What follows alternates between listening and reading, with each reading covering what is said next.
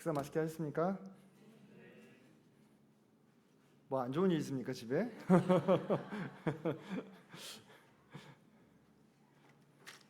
피곤하시죠? 네, 다들. 아, 이거 만지지 말라고 했는데요.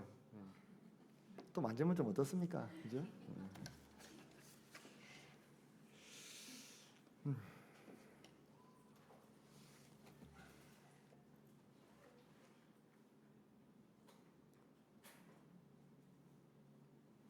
화면이 아직 안 나오죠? 네, 잠시만요.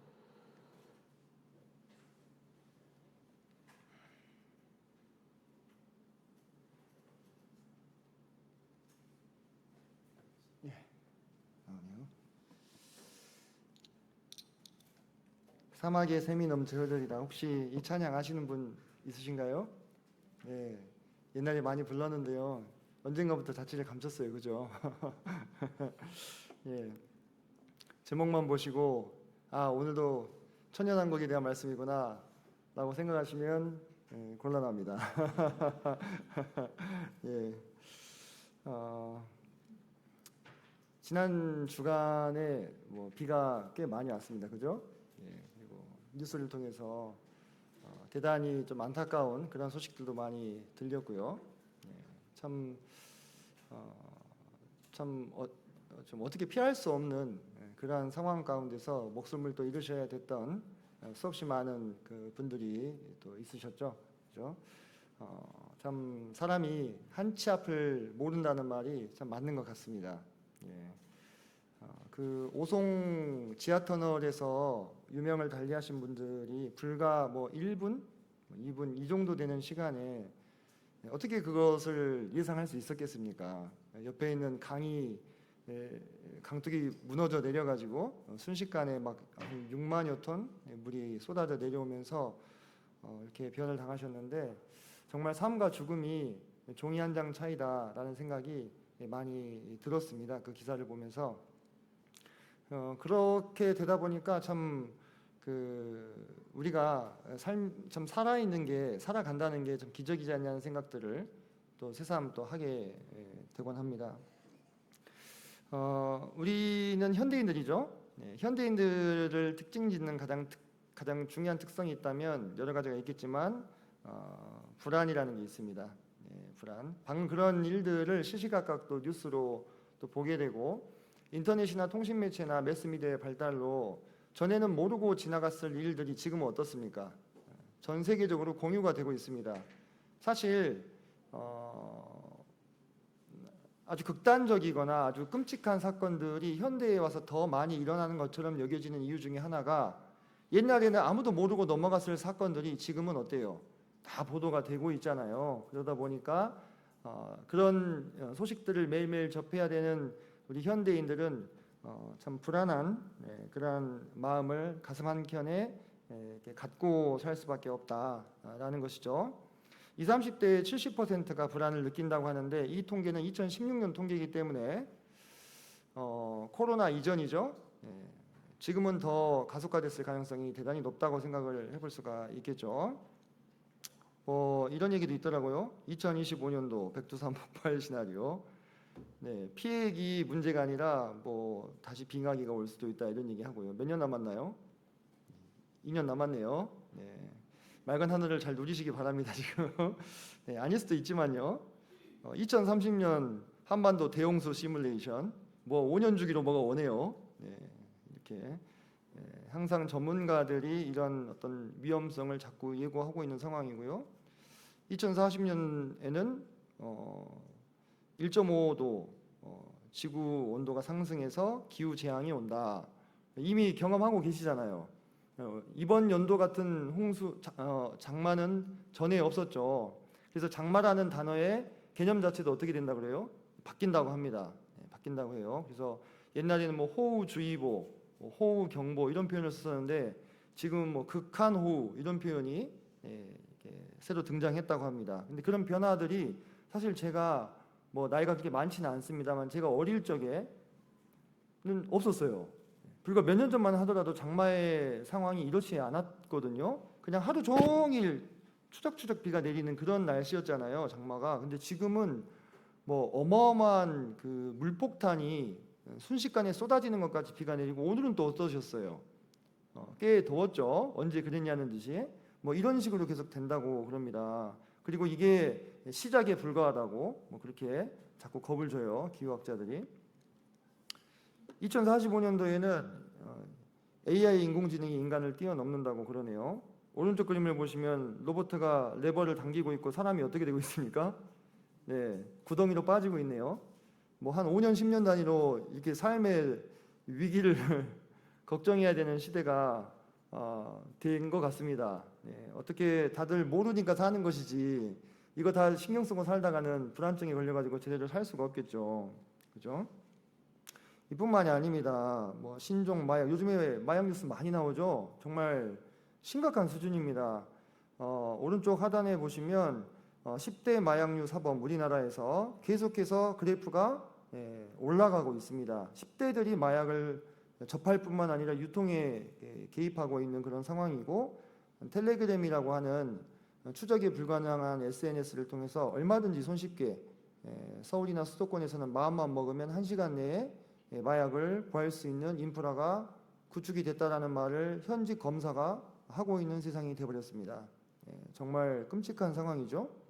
미국에서는 지난해에만 11만 명이 펜타닐에 사망했고, 제 기억이 맞다면 미국의 40대 이하 사망률의 가장 높은 그 퍼센티지를 차지하고 있는 것이 이 펜타닐 중독, 약물 중독이라고 합니다. 참 두려운 세상이고요. 아이들을 어떻게 키워야 될까 많이 고민이 되고 걱정이 되는 그런 시대죠. 또 일상을 좀먹는 공포, 정의도 통계도 없는 묻지마 범죄. 뭐 CCTV 뭐 보신 분들도 있으실 거예요. 이런 뉴스 나올 때 그냥 뒤에서 따라가서 어떻게 합니까?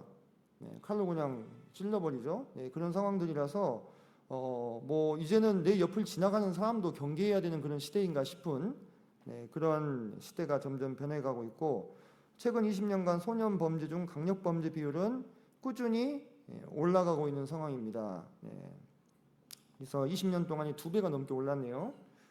이런 일들이 또 안타깝게 대단히 여과 없이 뉴스를 통해서 전달되고 있기 때문에 요즘 살아가고 있는 분들은 참 여러모로 참 다양한 그 가벼운 우울증이라든지 또는 정신병 또는 약물 중독, 뭐 꼭 마약이 아니라 할지라도 수면제라든지 이런 것에 의존해서 사시는 분들이 대단히 많고, 또는 현실 도피성으로 어떤 게임에 중독된다거나 또는 도박에 중독된다거나 이러한 다양한 중독에 노출되어 있는 것이 현대인들의 삶이라 할 수가 있겠습니다. 이것이 어쩌면 인간의 숙명인가 싶기도 한 게, 사람은 고생을 위해서 났다 이렇게 욥기서에서 말씀을 하고 계시더라고요. 그래서 우리가 정말 아까도 말씀드렸다시피 다 모르니까 사는 거지, 정말 다 알고 경계하며 산다면 내가 정말 마음 놓고 있을 곳이 얼마나 되겠느냐, 뭐 집 밖으로는 나가지 말아야 되는가 이런 생각이 들 정도로 그러한 세상에 지금 우리가 살고 있다고 하는 것입니다. 그럼 성도님들 어떻게 교회에 오면 마음이 좀 편해지십니까?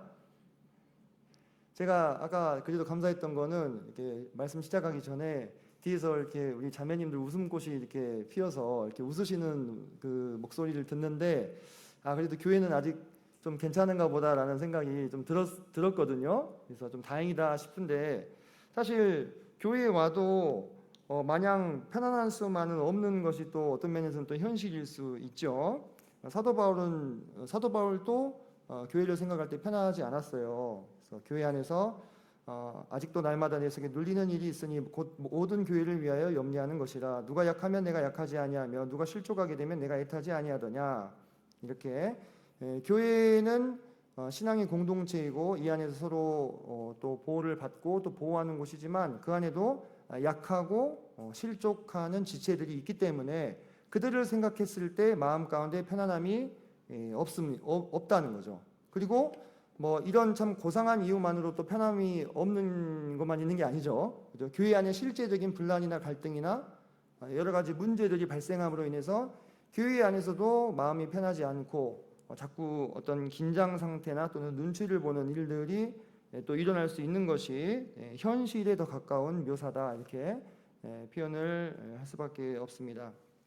그래서 우리 모두가 정신줄을 놓지 않기 위해서 무던히 더 애를 써야 되는 거예요. 그죠?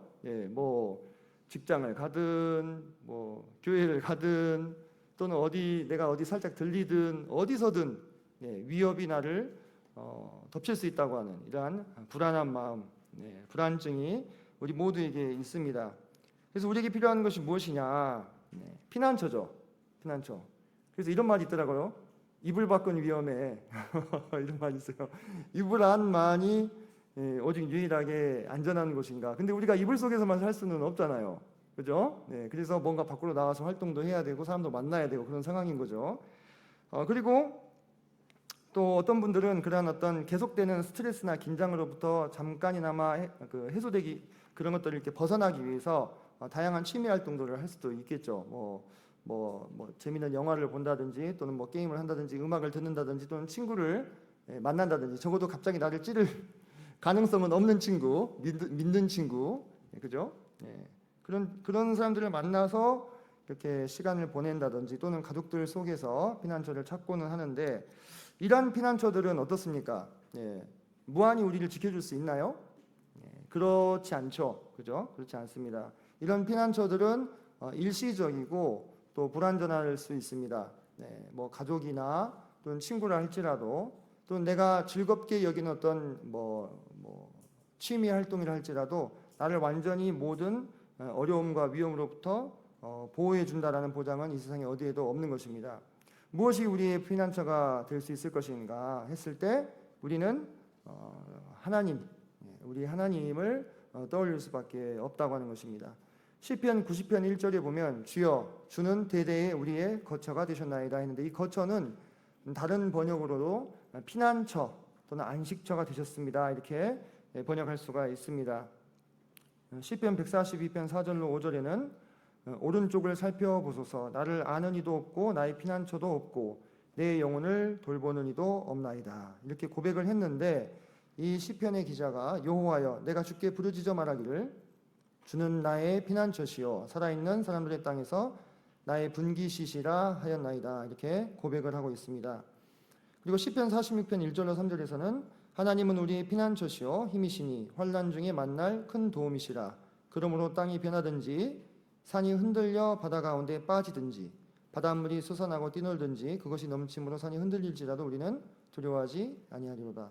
어떻게 우연의 일치인지 몰라도 시편 46편의 묘사는 대단히 기후변화가 초래할 앞으로의 자연재해와 참 유사하다 이런 생각도 좀 들어요. 근데 이 시편의 기자들이 공통적으로 고백하고 있는 것은 무엇이냐? 하나님만이 나의 피난처와 안식처가 되십니다 라는 고백입니다. 자, 성도님들 이 고백에 아멘이 되시나요? 네, 감사합니다. 하나님께서 날아드는 칼날을 갑자기 짠 하고 나타나셔서 손으로 막아주시는 경험은 아주 드물 겁니다. 불가능하다는 건 아니겠죠. 하지만 하나님이 나를 칼날이 날아드는 환경에 아예 있지 않도록 인도하실 수 있는 것입니다. 그죠? 하나님이 날아오는 나에게 달려드는 차를 슈퍼맨처럼 앞에서 탕 하고 막아주실 수도 있겠죠. 하지만 대단히 드문 상황인 겁니다.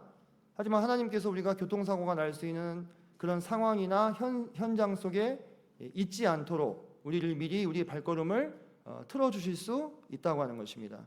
하나님께서 우리의 피난처가 되신다고 하는 이 표현은 피상적인 표현이 아니라고 하는 겁니다. 이것은 대단히 실제적이고 우리는 하나님께서 우리 삶을 얼마나 많은 위협 가운데서 구원해 주셨는지를 그 나라에 가서 깨닫게 될 것입니다.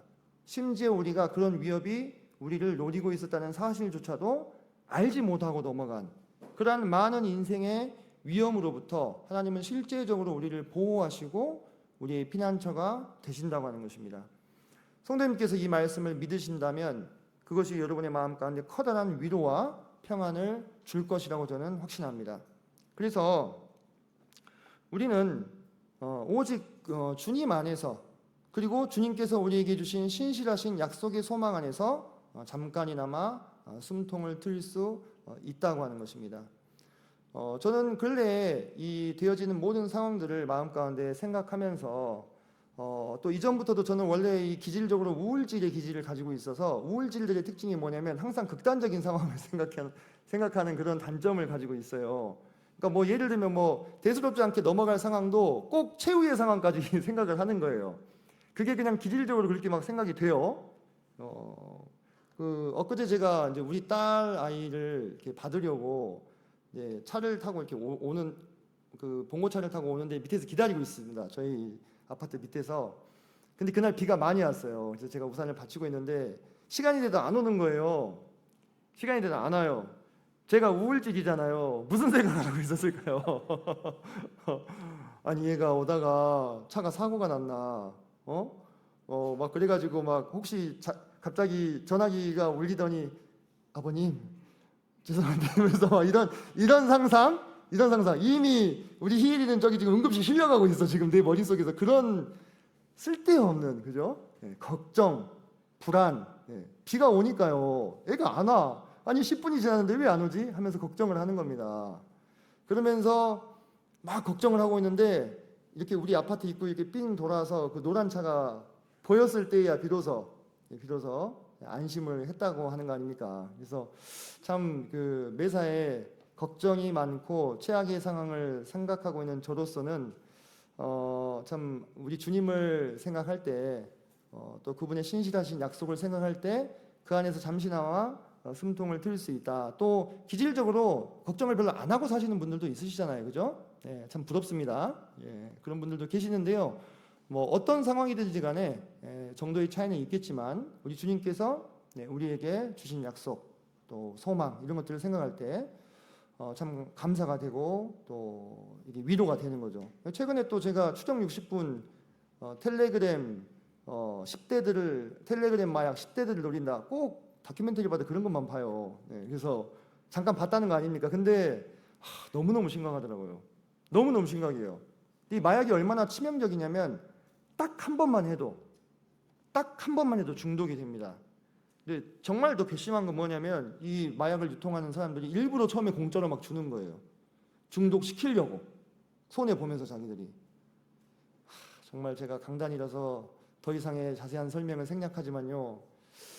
아이를 키우고 있는 입장에서 너무너무 화가 났어요. 그런데 그러면서 이제 마음 한켠에 그런 생각들이 드는 거예요. 왜 이렇게 이 세상이 악하며 또 이 세상이 이렇게 참 그 전쟁이 끊이지 않고 살인과 강도와 또 강간과 또 이런 악한 일들이 이렇게 난무하는가. 정말 우리가 살아가고 있는 이 세상이 어쩜 이럴 수 있느냐 이런 생각들을 많이 하게 되는데 참 그럴 때 마음 가운데 떠올랐던 그 찬양이 아까 처음에 제가 말씀드렸던 사막에 샘이 넘쳐 흐르리라 그 찬양이 떠올랐어요. 그 찬양이 묘사하고 있는 것은 어떤 세상입니까? 우리 주님께서 천하의 왕이 되셔서 온 세상을 그분의 공의와 정의로서 다스리시는 그 시대죠. 우리가 보통 천년왕국 시대라고 부르는 바로 그 시대입니다. 그래서 이사야서에 보면은 천년왕국과 관련된 많은 예언의 말씀들이 들어있는데요. 여기 보시면 내가 헐벗은 산에 강을 내며 골짜기 가운데 샘이 나게 하며 광야가 못이 되게 하며 마른 땅이 샘 근원이 되게 할 것이며 내가 광야에는 백향목과 시띠나무와 화석류와 들감남 나무를 심고 사막에는 잣나무와 소나무와 황양목을 함께 두리라. 이게 묘사하고 있는 게 뭐냐? 우리가 지금 상식적으로 생각하고 있는 것과는 전혀 다른 새로운 세계, 새로운 하늘과 새로운 땅이 우리 가운데 펼쳐질 것에 대해서 약속해주고 계신다는 거예요. 누가요? 우리 주님께서요. 그 나라가 됐을 때에는 그 나라가 우리가 보는 바 도래했을 때에는 우리는 더 이상 제가 앞서서 장황하게 말씀드렸던 그런 많은 위험과 악과 어려움 때문에 불안해하거나 또는 걱정할 필요가 없는 시대가 된다고 하는 것입니다. 근데 그 약속이 정말 마음 가운데 사모가 되는 거예요. 정말로 그런 시대가 되기를 바라는 마음. 정말 산다는 게 뭐냐? 정말 우리가 산다고 하는 것이 뭐냐? 매일매일 그와 같은 불행한 일들을 혹여나 당할까 봐 걱정하면서 오늘도 안 당하고 넘어가면 참 다행이다. 또 내일도 눈을 뜨고 하루의 생활을 하다 보면 뭐 일할 땐 정신이 없지만 또 그러는 불안한 마음들, 또 불안한 뉴스들을 들으면서 매일매일 시달리는 것이 진정 인간에게 하나님이 허락하신 삶의 본질이란 말인가? 성도님도 정말 그렇게 생각하십니까? 우리가 정말 그렇게 살려고 이 세상에 창조함을 받았다는 것입니까? 그럼 하나님이 참 어떤 존재입니까? 대단히 하나님이 사람들을 고통스럽게 내버려 두시고 내버려 두시는 그런 어떤 고약한 분처럼 생각될 수 있는 거잖아요. 물론 그게 아니죠. 이 모든 것이 우리의 죄악의 결과라는 것을 우리는 이미 잘 알고 있습니다만 그 삶을 우리가 살아내야 되는 입장에서는 매번 그렇게만 생각이 안 되는 거예요. 그죠? 화도 나고 불안하기도 하고 걱정이 되기도 한다 이 말입니다. 근데 그런 가운데서 하나님께서 약속해 주신 이러한 새 나라의 소망들을 마음 가운데 떠올릴 때에 마음의 위로가 되어 숨통이 트이고 반드시 그 나라가 오기를, 반드시 하나님께서 약속하신 대로 그 나라가 이 땅에 이루어지기를 더욱더욱 간절히 바란다 이 말입니다. 저 같은 사람이 점점 늘어나면 어떻게 되겠어요? 주님이 오시겠죠. 그죠? 이 땅이 살만하고 아주 축복되고 평화로우면 저 같은 생각을 하는 사람들이 별로 없겠죠. 근데 지금 이 세상은 점점 반대 방향으로 흘러가고 있다고 하는 것입니다. 이 찬양 기억나십니까? 제가 악보를 첨부해 놨는데 혹시 한번 불러도 될까요? 우리 지혜자매님, 앞으로 제가 악보를 카톡으로 보내드릴게요. 제가 이게 우발적인 게 아니라 부르려고 생각하고 왔어요. 이렇게 또 말씀 시간에 찬양도 한곡 불러보고 좋은 경험 아니겠습니까? 양재자매님, 이 찬양을 잘 모르시는 분들도 있으실 텐데요. 따라 부르시다 보면 아주 간단하게 하실 수 있을 겁니다. 한번 부탁드리겠습니다.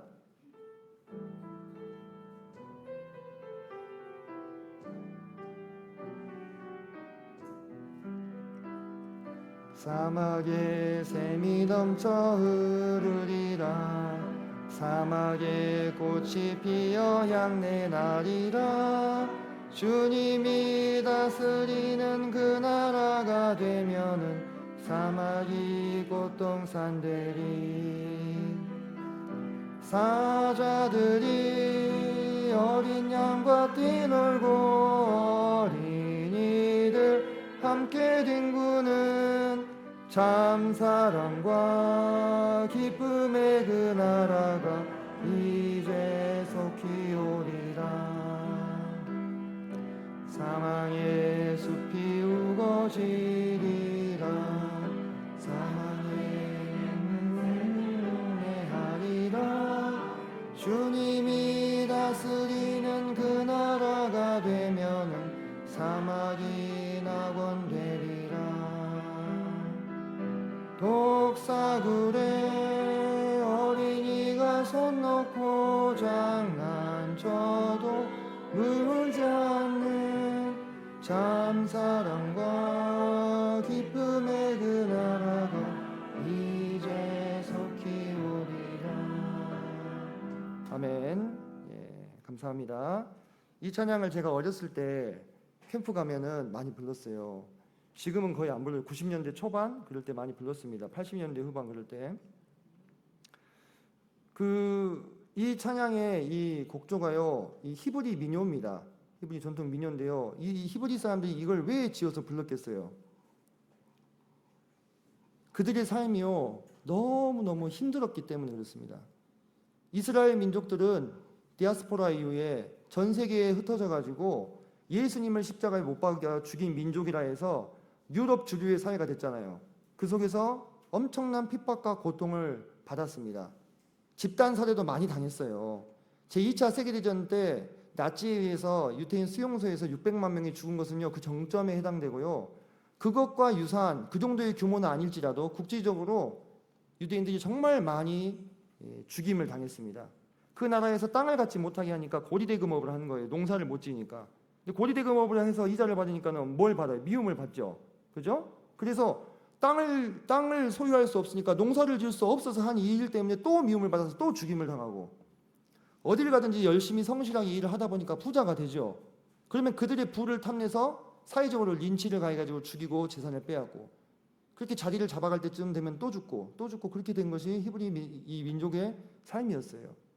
그러니까 이들의 마음 가운데는 항상 어떤 소망이 있었겠습니까? 이들이 이사야서를 읽었잖아요. 그 이사야서에서 묘사되고 있는 이 아름다운 하나님의 나라가 도래하기를 마음 가운데 바랬다고 하는 거예요. 그들에게는 이 세상이 참으로 언제 망해도 이상하지 않을 장망성이라는 말이 정말 문자 그대로 맞는 삶을 살았던 거예요. 그 유대인들도 이렇게 쌓아놓으면 뭐 허물어버리고 쌓아놓으면 허물어버리고 그랬잖아요. 그죠? 근데 오늘날 살아가고 있는 우리 그리스도인들은 이 세상이 영원할 것 같이 생각하고 산다면 우리는 유대인만도 못한 것이죠. 미래의 소망에 대해서. 그렇지 않습니까? 저는 이 나라가 정말로 내일이라도 오기를, 죄송한 말씀이지만 바랍니다. 정말로. 저 어렸을 때부터 이 노래를 많이 불렀기 때문에 항상 제 뇌리 속에 있었어요. 이 말씀이 어디에 있는지 어렸을 때는 몰랐겠죠. 읽다 보니까 이사야서에 나오더라고요. 이게 정말 마음 가운데 소망이에요. 근데 제가 성도님들 오해하실까봐 말씀드리는 게, 이것이 어떤 염세적이거나 현실 도피적인 노래가 제게는 아니라고 하는 것입니다. 제가 계속해서 설명을 좀 드리겠습니다. 언젠가 그분의 나라가 도래할지 알지 못하지만 이런 노래를 부를 때 우리 마음 가운데 위안이 찾아오죠. 이 나라가 오게 되면은 그날에 약하고 멸시받고 참 고통받던 사람들이 칭찬과 명성과 존귀를 얻게 될 것입니다. 각 사람의 마음의 동기가 드러나게 될 겁니다. 하나님을 어떤 동기와 목적으로 섬겼는지 제 마음도 드러나게 될 것입니다. 제가 정말 진실한 마음으로 이 자리에 서고 있는지, 아니면 다른 목적 때문에 이 자리에 서고 있는지요. 그리고 이 땅에 사망의 그늘이 걷어지고 전쟁이 그치고 평화가 찾아오게 될 것입니다. 하나님의 나라에는 이런 것들이 있을까요? 심심해서 어떻게 살지 그러시는 거 아니에요? 이런 게 있을까요? 큰일 났네, 그죠? 근데 여러분, 이런 것도 있을까요? 없겠죠. 이런 것은요? 없겠죠. 여러분, 넷플릭스, 유튜브, 인스타 즐기면서 불안에 떨며 사시겠어요? 아니면 그런 거 안 즐겨도 되니까 진정한 평안과 행복 가운데서 사시겠어요? 주님과 함께 한번 선택해 보세요.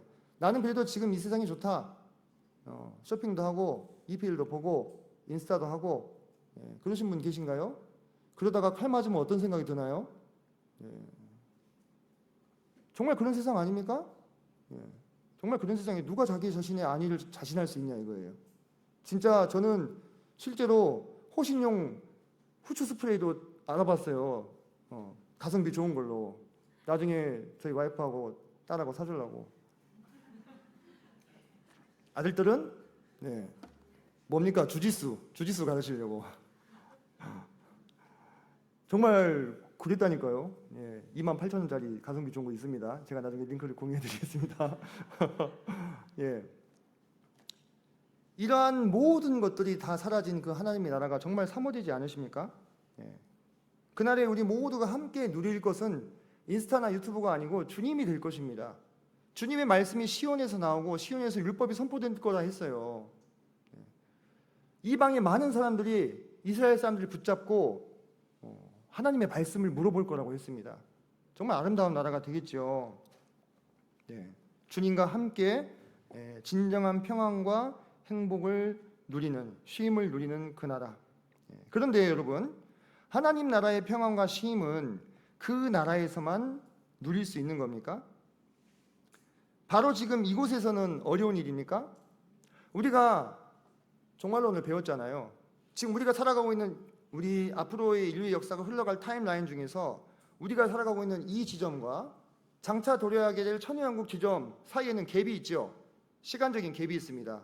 그러면 이 시간적인 갭 동안에는 어떻게든지 꿋꿋이 참고 버티고 인내하다가 이 나라를 맞이하는 겁니까? 어떻게 생각하십니까? 그런 것일까요? 성경으로 돌아가 봐야 되겠죠. 성경은 뭐라고 우리에게 말씀하시느냐? 그러나 내가 만일 하나님의 손을 힘입어 귀신을 쫓아낸다면 하나님의 나라가 이미 너희에게 임하였느니라. 동일한 구절 마태복음에서는 그러나 내가 하나님의 성령을 힘입어 귀신을 쫓아내는 것이면 하나님의 나라가 이미 너희에게 임하였느니라. 예수님이 친히 말씀하신 겁니다. 하나님의 성령을 힘입어서 귀신을 쫓아내는 거면 하나님의 나라가 이미 너희에게 임하였다고 주님께서 말씀하셨어요. 그러면 사랑하는 성도님들, 우리 구원받으면 성령께서 우리 안에 내주하신다고 하셨죠? 그죠? 그러면 우리는 성령님이 내주하는 사람들이에요.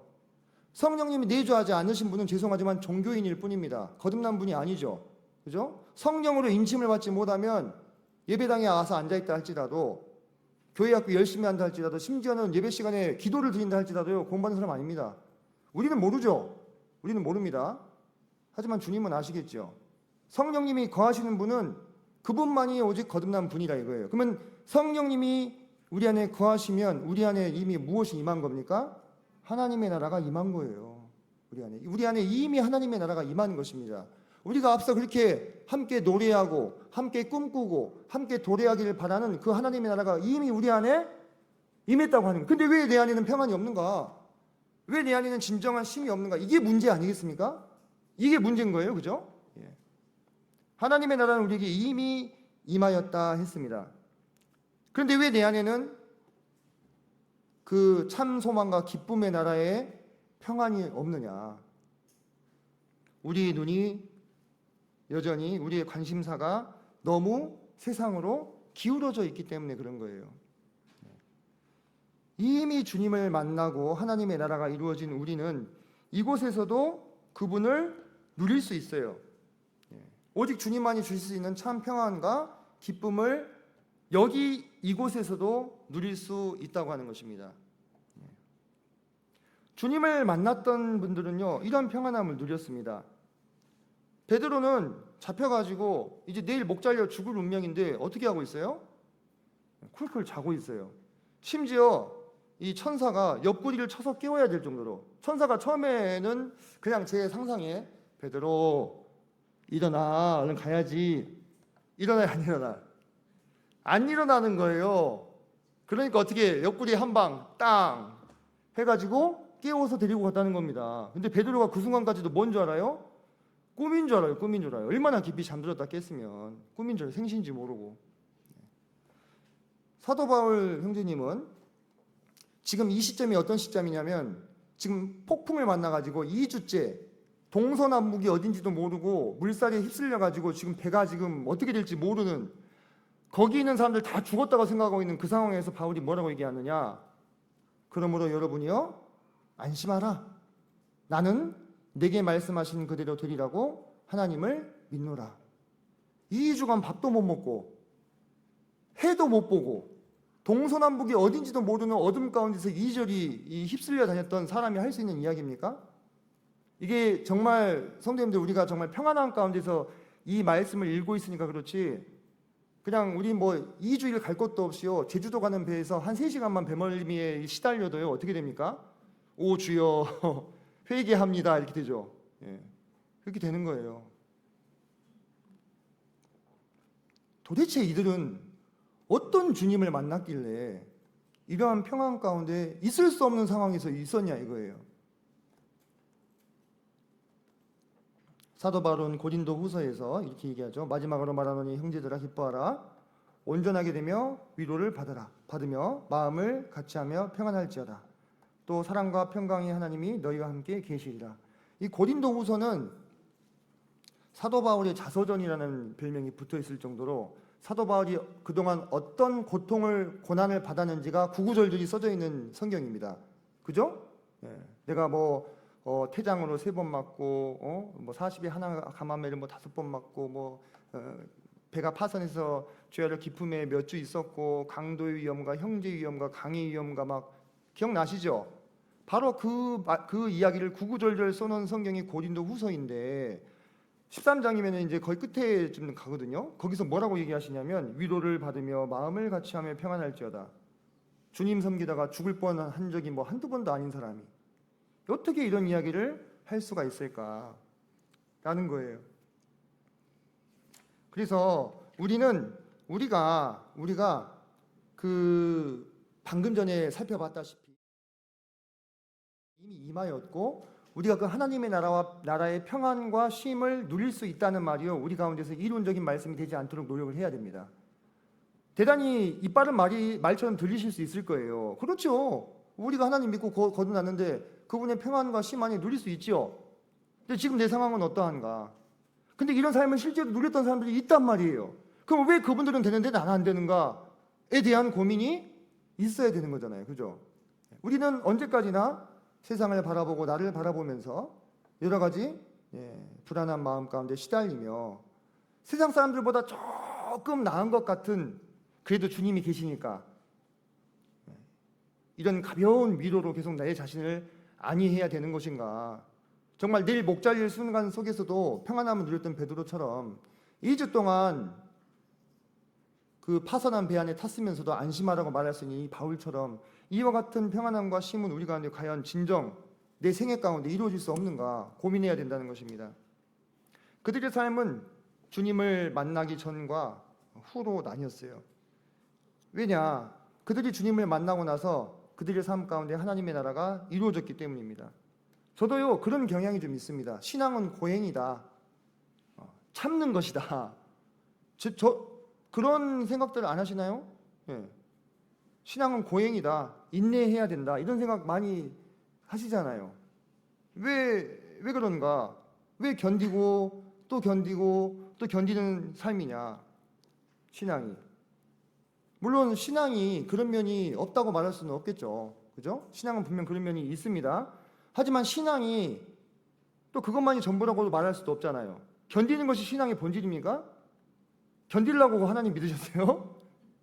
그러신 거 아니잖아요. 그죠? 끝까지 견디고 인내하기 위해서 하나님 믿으신 거예요? 스스로 속이지 마세요. 스스로 속이지 마십시오. 내가 고통을 싫어하는 성향을 가지고 있다. 인간은 누구나 다 그렇습니다. 그러면 견디려고 하나님 믿은 사람은 이 땅에 없다고 하는 거죠. 왜 우리가 신앙을 자꾸 견디는 것이라고 생각하냐면 우리가 신앙을 견딘 경험이 누린 경험보다 압도적으로 많기 때문에 그런 거예요. 솔직히 말해서 우리 안에서 하나님 섬기면서 힘들었어요. 그 힘든 거 그냥 꾹꾹 참았어. 인내하고 주님이 아시리 하면서 그 경험이 훨씬 많잖아요. 안 그렇습니까? 저만 그런가요? 저는 그래서 자꾸 신앙을 고행처럼 이렇게 나도 모르게 생각을 하더라고요. 근데 우리 그러려고 하나님 믿은 거 아니고 하나님도 그러라고 우리 부르신 거 아닙니다. 그러라고 우리 부르신 거 아니에요. 신앙의 여정 속에는 분명 인내가 있지만요, 그것이 신앙의 목적은 아니에요. 예수님이 친히 이렇게 말씀하셨어요. 예수께서 또 이르시되 너희에게 평강이 있을지어다. 너희에게 평강이 있을지어다. 주님께서 부활하시고 나서 제자들에게 처음 하신 말씀 아니겠습니까? 그죠? 주님이 평강이 있을지어다 하면은 어떻게 되는 거예요? 평강이 있는 거예요. 예를 들어볼까요? 빛이 있을지어다 하니까 어떻게 됐어요? 빛이 있었잖아요. 그죠? 빛이 있으라 하시니까 빛이 있었잖아요. 근데 왜 동일하게 평강이 있을지어다 했는데 우리 마음에 평강이 없습니까? 이게 상당히 우리에게는 의문이어야 한다고 하는 것이죠.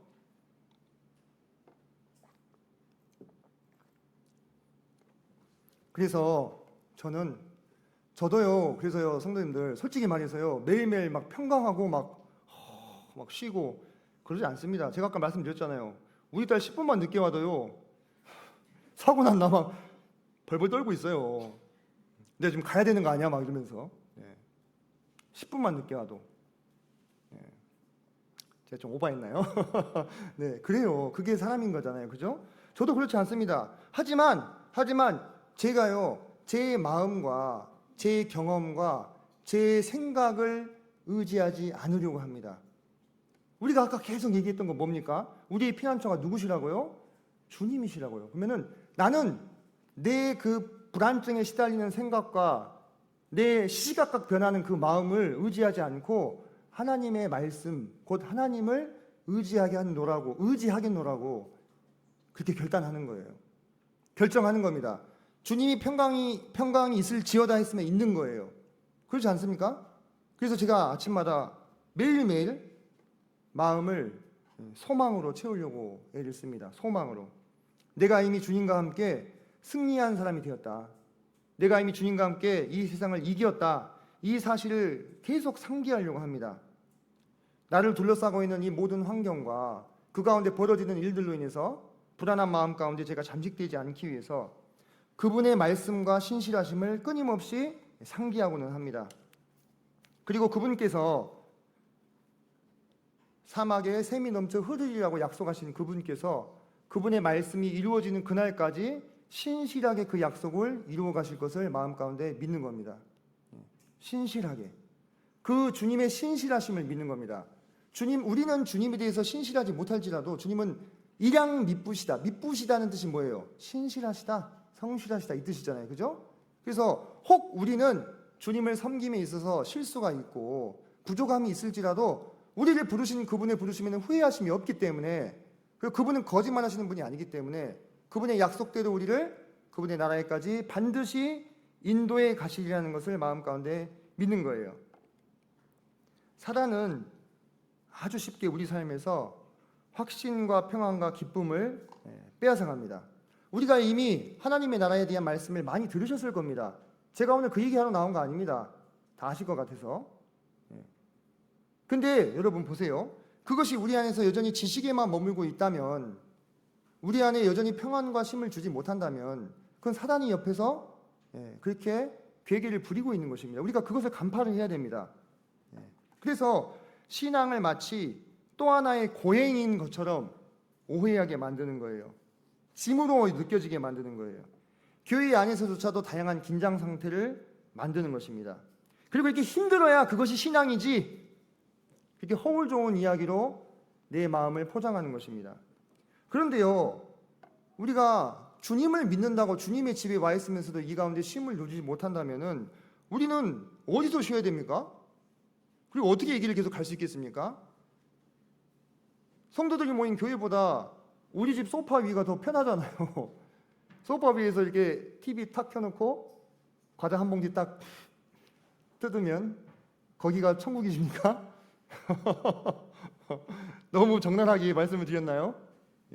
생각해 보자는 거예요. 그죠? 신앙은 껍데기가 아니니까. 우리 뭐 껍데기 잘 포장하려고 여기 와 있으세요? 그런 거 아니잖아요. 그죠? 수요일 저녁이 귀한 시간에 피곤한 몸을 이끄시고 생각해 보자는 것입니다.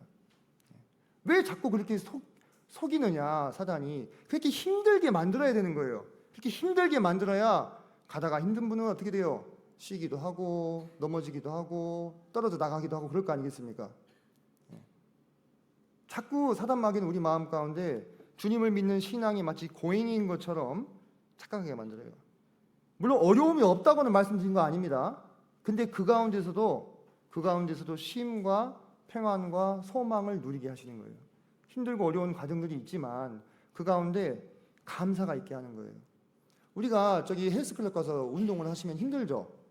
근데 일부러 힘들려고 헬스클럽 가신 분 있으세요? 없죠. 목적은 뭡니까? 건강한 신체와 근육을 얻기 위해서 가시잖아요. 그 건강한 신체와 근육을 얻는 과정 가운데 발생한 게 뭐예요? 고통이죠. 어려움과. 하지만 고통과 어려움 자체가 목적인 분은 아무도 없다 이겁니다. 그죠? 속지 말아야 됩니다. 우리가 신앙하다가 힘들면요, 아 힘들다. 근데 힘든 게 신앙이지. 그건 사단이 생각하게 하는 대로 우리 생각이 흘러가는 거예요. 그렇게 버티다 댐이 어떻게 됐어요? 이번에 넘어갔잖아요. 월댐이라고 하던가요? 뭐라고 합니까? 그거 원류. 그죠? 그렇게 막 넘쳐버린다니까요. 어느 순간에 채우다가. 그러면 이제 어떻게 돼요? 교회고 성도고 다 배기 싫지. 그렇게 되는 겁니다. 그러면 사단은 속으로 아싸 또 한 명 넘어뜨렸다 이렇게 생각하는 거 아니겠습니까? 제가 아까 사막에 삶이 넘쳐 흐르리라 그 노래 불렀는데요. 그러한 모든 말씀들이 세상의 눈으로 봤을 때는 대단히 불가능하고 허황된 것을 쫓는 그런 사람들처럼 보일 수도 있어요. 마치 현실을 도피하거나 부정하는 것처럼 그렇게 여기기도 할 것입니다. 그러나 제가 아까도 말씀드렸다시피 그 노래를 제가 마음 가운데 간직하고 제가 어렸을 때 배웠던 노래예요. 지금도 떠올리고 지금도 생각이 나고 그 노래 때문에 지금도 위로받고 감사하는 것은요, 그것이 현실 도피나 부정이 아니기 때문입니다. 도리어 지금 여기 이곳에 그 노래에서 묘사하고 있는 것과 똑같은 하나님의 나라에서 누릴 수 있는 평안과 쉼을 약속해 두신 하나님을 바라보는 것입니다. 우리가 누리지 못할 뿐이지 하나님이 막으신 적은 없다는 거예요. 우리가 이걸 생각해야 됩니다. 우리가 다 누리고 있지 못하는 것이지 하나님이 막지 않으셨어요. 도리어 사탄 마귀는 하나님이 주신 것을 누리지 못하게 하려고 자꾸 신앙을 힘든 것으로 속이고 있다 이것입니다. 우리 마음은요, 어떤 면에서는요, 대단히요 사막 같아요. 그럴 수밖에 없겠죠. 매일매일 삶이 뭐 만만하신가요? 그런 분 어디 계세요? 이 중에 하루하루 살아가는 삶이요, 누구나 다 힘들어요. 다 자신만의 짐이 있습니다. 어려움이 있고요. 우리가 그렇게 퍽퍽한 삶을 살다 보면요, 마음결이요, 그 바짝 말라버린 그 논바닥 마냥 이렇게 쩍쩍 갈라져 있는 거예요. 물기가 하나도 없이 사막 같은 거예요. 근데요, 한번 비유적으로 제가 그냥 한번 표현해보면요, 사막 같은 우리의 마음 가운데서도 샘물을 솟아나게 하실 수 있는 분이 누굽니까? 주님이신 거예요. 주님은 실제로 사막에 샘이 넘쳐 흐르게 하시겠다고 약속하셨잖아요. 그것은 천연왕국 때 문자적으로 이루어질 것입니다. 하지만 오늘 이 순간에 우리 안에도 이루어질 수 있는 것입니다. 우리 마음이 세상에 우리 눈길이 가 있고 또 세상사의 많은 여러 가지 일들 때문에 우리 마음이 계속 휘둘리고 들볶이고 마치 사막같이 메말라 있을지라도 그 가운데 샘이 넘쳐 흐르게 하실 수 있는 주님을 바라보시기를 이 시간 권합니다. 저는 매일매일 할 수 있는 한 제 마음을 그래서 소망으로 채우려고 합니다. 소망의 샘물이 제 안에서 흘러나게 하려고 합니다. 그래서 그분께서 저와 저의 집의 길을 인도해 주시고 하나님의 길을 걸어갈 수 있게 해주시라고 수시로 기도합니다. 그렇게 하지 않고서는요, 참 감당하기 힘들어요. 주님이 친히 약속해 주셨어요. 대저 그는 정의의 길을 보호하시며 그의 성도들의 길을 보존하려 하심이니라. 두 번째 말씀 함께 읽어볼까요? 시작.